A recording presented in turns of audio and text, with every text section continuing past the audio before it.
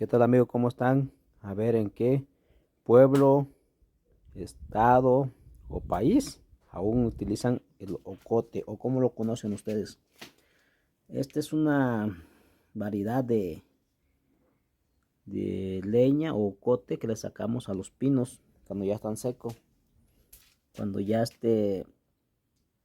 pues está pudriendo y queda ahora sí que el puro corazón. Y esto es lo que nosotros ocupamos para hacer fuego, y es un combustible altamente ¿cómo se le podría llamar? Pues que prende pues rápido, que miren cómo está bien rojísimo, rojísimo está. Vean, vean nada más.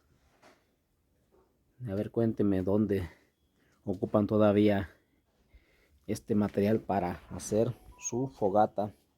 Pues aquí yo, miren, aquí tengo leña.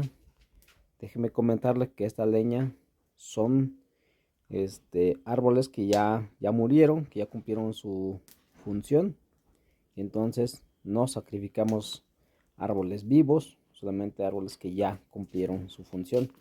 Si se dan cuenta, están muy secos.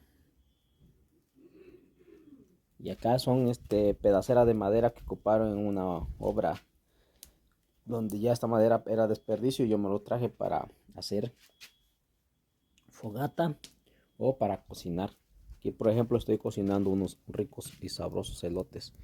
Vean, y estoy ocupando precisamente madera que ya no lo estaban ocupando y que lo estaban desechando a la basura, entonces yo lo recuperé y es lo que ocupo. Y bueno, amigo, ahí les dejo este video. No se olviden de suscribirse, darle like y compartir. Ahí estamos, saludos a todos.